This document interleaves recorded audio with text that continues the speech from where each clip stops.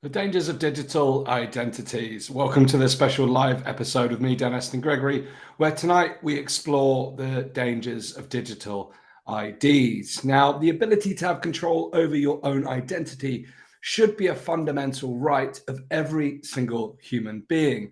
And there's no reason why we shouldn't extend these rights into the digital realm. When we're forced to hold an ID, physical or otherwise, we become a vassal of the state. When we are forced to account to the state, then we are no longer free. We are enslaved. Yet around the world, governments are developing digital ID schemes for citizens to prove their identities online. Like many of the latest developments in the digital world, many of these new initiatives seem innocuous at first.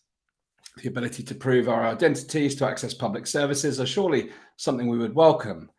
But what could it lead to is the question we ask ourselves tonight as we witness this global rollout of digital IDs at scale.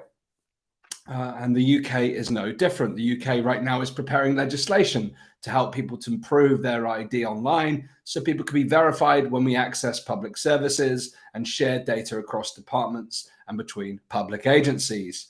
A move that is said will make it easier for people to use public services online, but without needing to create digital ID cards. See how they did that. Now, again, let's be frank here and let's be balanced in the conversation.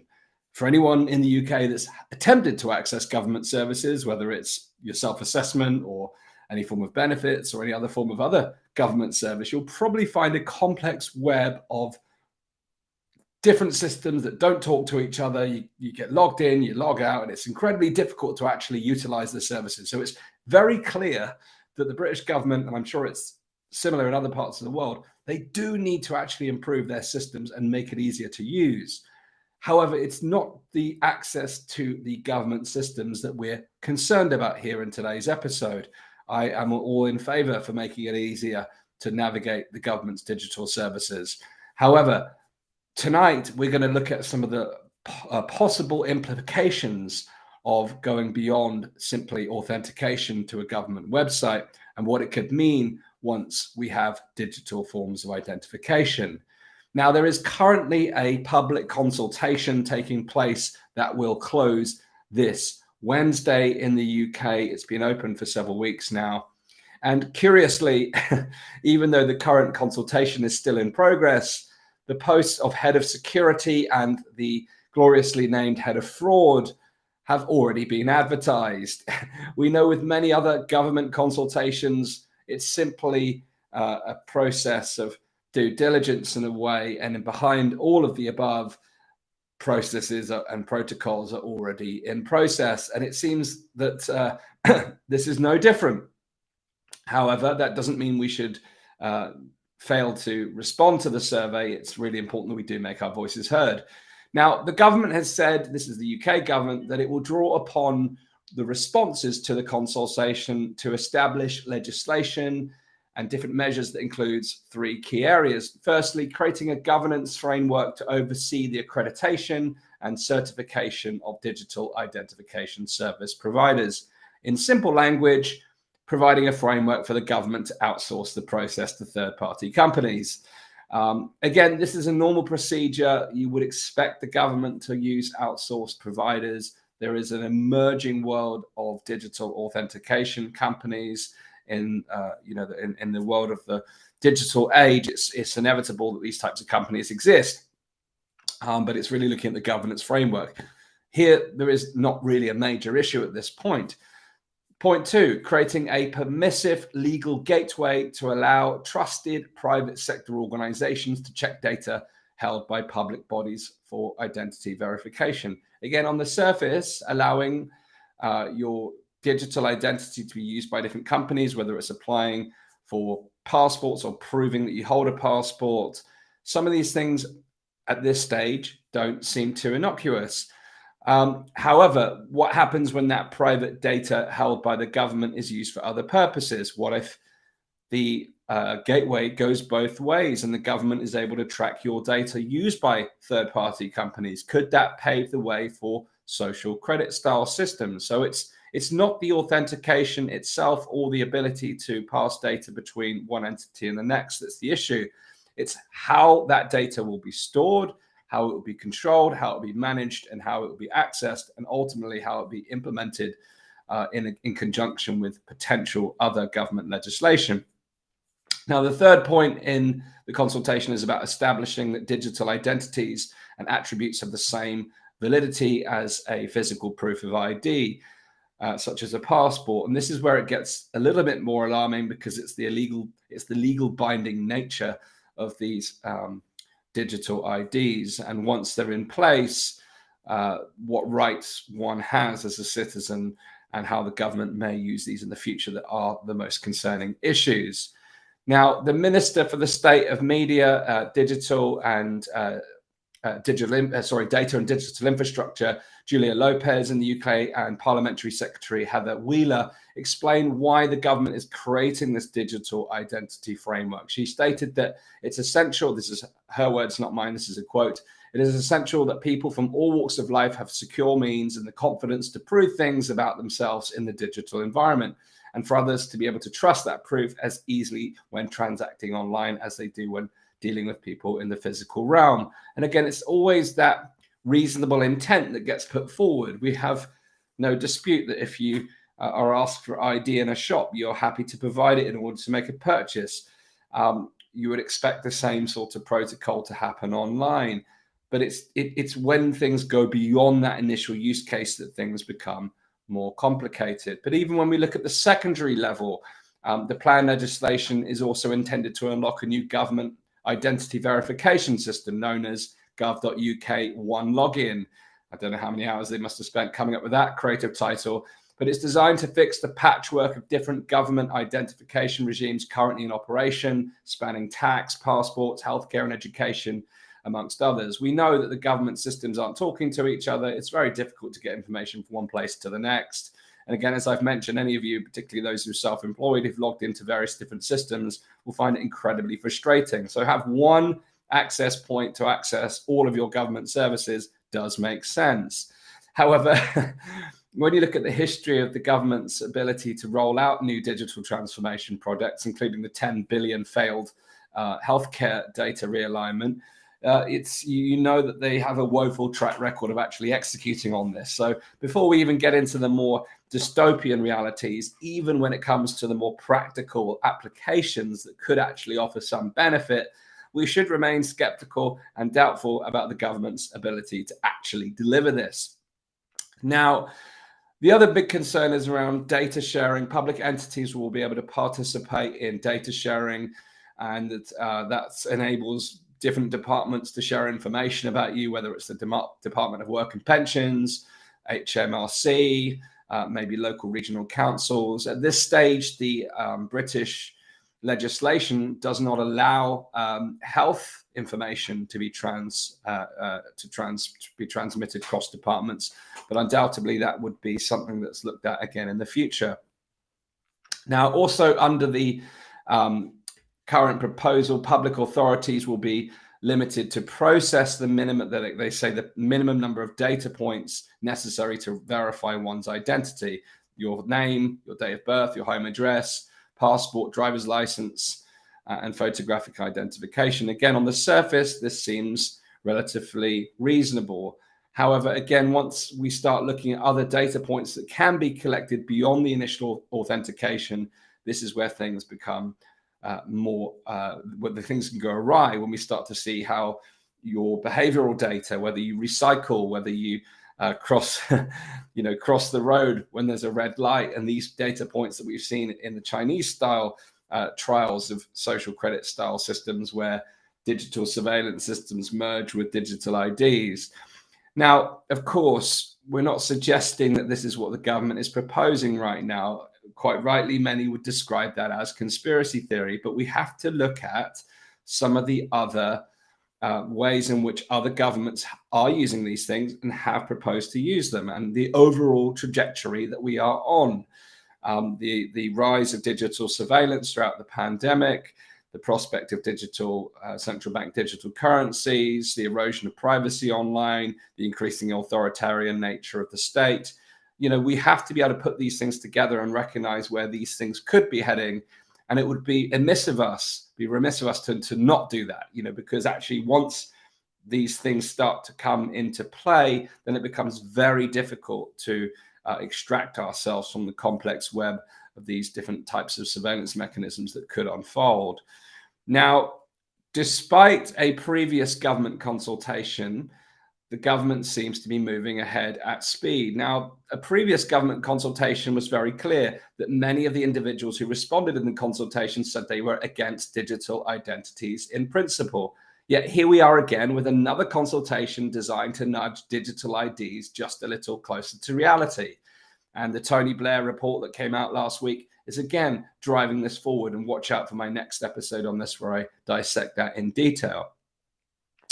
The previous report by the government also stated that the government has no plans to make digital IDs compulsory, just like they said they would never mandate vaccines, right? Can we really take the government's word on anything? Now, despite the government stating that this will not be mandatory or compulsory, the consultation, or the latest consultation, gives no consideration to those who might actually wish to opt out. So perhaps by failing to embrace your digital ID, you're excluding yourself from accessing public services, just as those healthcare workers who made themselves unemployed by exercising their right to decline an injection. So we have to be very wary of the nature of our relationship with the state under these times, and in particular where there is new technologies like this on the horizon. Now, digital IDs, along with programmable central bank digital currencies, are among the cornerstones of the fourth industrial revolution, which has completely enthralled governments across the Western world. Australia is pressing ahead with its own form of digital identity. In Canada, Trudeau has helpfully made it clear that federal funding for local healthcare services will only be made available to those provinces which fully embrace and implement digital identity systems. Who remembers voting for any of this? And we have to be wary again of those types of rollouts, as we see in Canada, where it becomes a negotiating tool, where government funding can be shut off at the regional level, at the provincial level. But imagine when things like that start to happen at the individual level. These are very real possibilities that we need to be wary of, and make sure that governments are held to account during the implementation of these things. Like I said, we've got to look at this as a balanced point of view, looking at how we can improve our ability to access government services or public services in the digital world versus this more dystopian possibility. Now, despite the fact that all of these nations around the world are similarly rolling out these processes almost in sync, somehow all of this is still reduced to conspiracy, despite the fact that you'll see our very own government has published an entire web page dedicated, in fact, it's page after page, setting out the framework for the fourth industrial revolution, all the regulatory elements and the implementation of the various different components, such as digital IDs, the different forms of surveillance, digital currencies, and all the various other things that come with it. And you guessed it, similar information also appears on the websites of other governments: Canada, Australia, New Zealand, USA, France, Germany, Netherlands, etc. And it doesn't stop there. It's also the supranational institutions like the United Nations, the European Commission, and they often use the exact same wording. So if you use the original Latin definition of conspiracy, which is to agree, unite, or plot, then we could easily argue that this is definitely a conspiracy. But modern day connotations of the word mean that it's disadvantageous. It's disadvantageous of us to even speculate that it could be one. But once again, we see the result of an increasingly centralized world where a globalized agenda takes hold, it accelerates, and irrespective of the wishes of the citizens at a local, national, regional level, they steamroller ahead irrespective of those protests. Now, under these circumstances, does anyone seriously believe that our government will not implement these latest proposals, even in the face of stiff public opposition through the consultation? Well, proof will be in the pudding. Let's just watch how this unfolds. Now, You could argue that the consultation is therefore a complete waste of everyone's time on all fronts, but it doesn't mean that we should avoid taking part. No, in fact, it's vital that opposition is raised at every single junction to ensure that it is the pragmatic application of these things that is put forward and not the dystopian application of these things. I know many like myself are deeply skeptical of governments around the world right now and see the depth and speed of this kind of rollout of this new authoritarian, highly surveillance driven agenda. But many are still skeptical of that idea.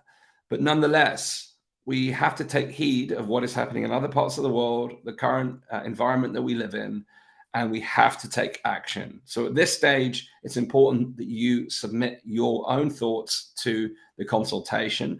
There's some amazing guidance at the saveourrights.uk website. There's also amazing guidance at the togetherdeclaration.org website, and there's some amazing guidance at the bigbrotherwatch.org.uk website. These are 3 tools that I've resources that I put into the comments, I put into the description of this video, and each of them have taken a really comprehensive approach to the consultation, but each has taken a very different tact. So it means that you can have a look at each of the different approaches and see which one resonates most with you.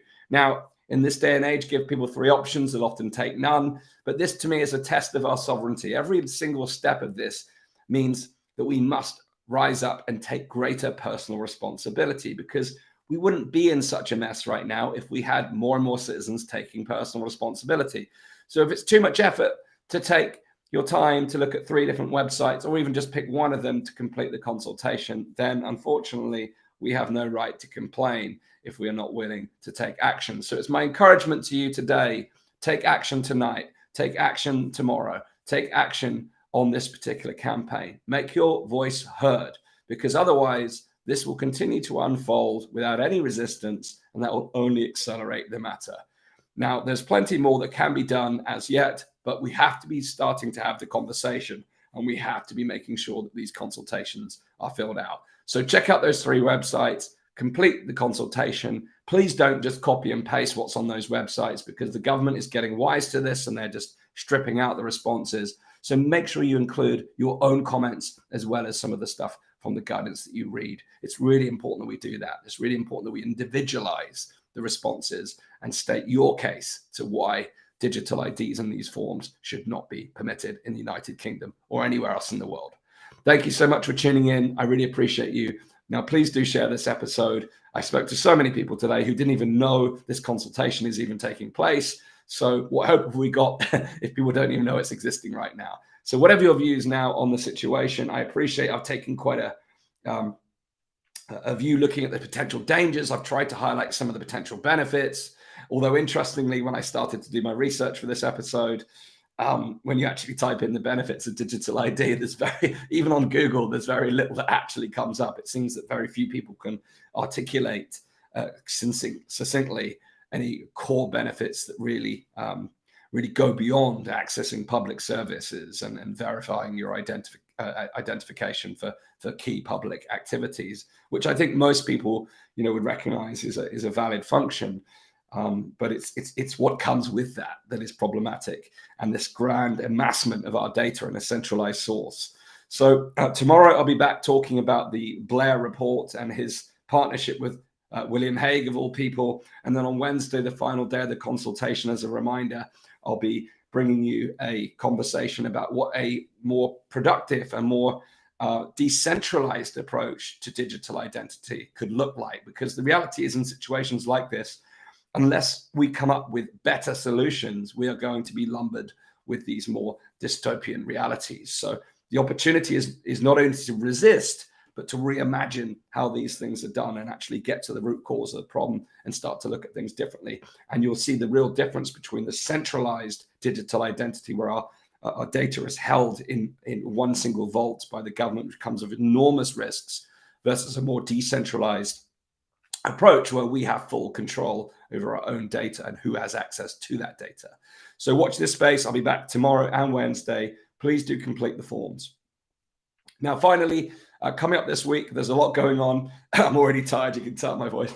This Wednesday evening, we've got a live podcast episode. If you didn't see it last week, we did our first pilot episode with my co-host, Sam X, where we're exploring how we can navigate the financial reset. And you could argue that the digital IDs and the central bank digital currencies are all components of the financial reset. On Wednesday evening at 8 p.m., we offer you the opportunity to join us live. We're going to do a live podcast recording, and then we're going to have at least an hour Q&A afterwards and discussion around some of these key concepts. So if you'd like to be involved, it's completely free. Join us at weareelevate.org/financial reset. You can RSVP for Wednesday's live podcast. It's a brand new podcast, so these types of live experiences are normally reserved to our paid supporters, but we want to give you the opportunity to be part of the launch of the new show live with us on Wednesday evening. And also coming up, following the success of our first Camp Out Festival in 2022, we are back in August at a beautiful new site in Oxford. I'm heading up there again this week to start to scope out the venue and look at where we're going to locate the stages and the activities.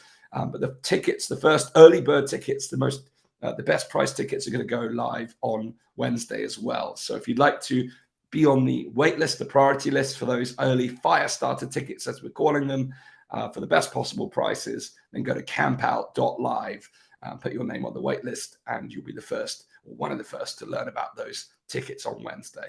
Righto, it's been a long day. As you can tell, this is a live episode.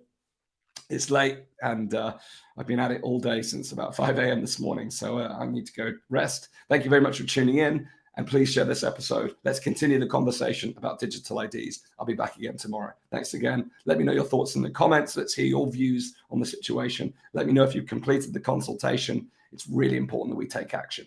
Thanks again. Peace out for now.